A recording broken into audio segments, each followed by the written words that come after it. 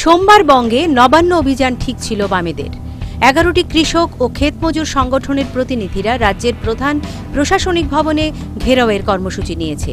অবাঞ্ছিত পরিস্থিতি এড়াতে কড়া নিরাপত্তায় ঘিরে ফেলা হয়েছিল নবান্ন চত্বর। পাল্টা কৌশল নিয়েছিল বামেরাও। নবান্ন অভিযান শুরুর আগেই নবান্নে ঢোকার চেষ্টা করেন সুজন চক্রবর্তী, তন্ময় ভট্টাচার্য সহ 5 বাম বিধায়ক স্টিকার লাগানো একটি গাড়িতে চড়ে নবান্নের নর্থ গেটের সামনে পৌঁছে যান সুজন, তন্ময়, মানস মুখোপাধ্যায়, হানসারিসুর রহমান ও অশোক ভট্টাচার্য।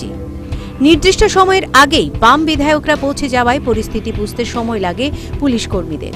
এরপর অবশ্য 5 বিধায়ককে আটক করে পুলিশ। সিপিএম রাজ্য সম্পাদক সূর্যকান্ত মিশ্র এই ঘটনার নিন্দা করে বলেছেন যে বাম বিধায়কদের গ্রেফতার করা হয়েছে তাদের নিঃশর্ত মুক্তি চাই। বিধায়কদের নবান্নে ঢোকার গণতান্ত্রিক অধিকার আছে, এতে মুক্তি না দেওয়া হলে যা ঘটবে তার জন্য দায়ী থাকবে সরকার। অন্যদিকে হেস্টিংস মোড়ে 2টি ব্যারিকেড ভাঙেন বাম কর্মীরা। বাঁশ দিয়ে 3য় ব্যারিকেডটি ভাঙার চেষ্টা করলে লাঠিচার্জ করে পুলিশ।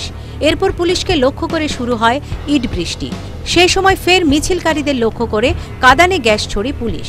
পাল্টা টিয়ার গ্যাসের শেল হাতে নিয়ে পুলিশকে লক্ষ্য করে ছোড়েন বাম কর্মীরা।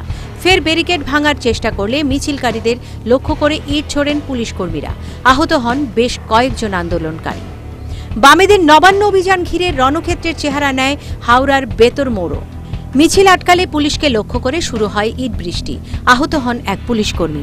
এরপরই পুলিশের সঙ্গে মিছিলকারীদের ধস্তাধস্তি শুরু হয়। আহত হন বাম কর্মী ও সমর্থকরা।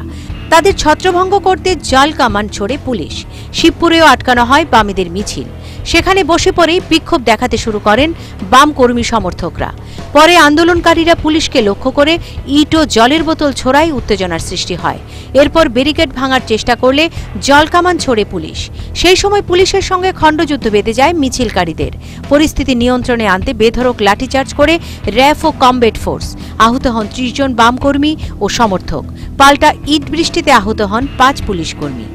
কলকাতা থেকে শুভঙ্কর মুখার্জির রিপোর্ট, নিউজ ভ্যানগার্ড।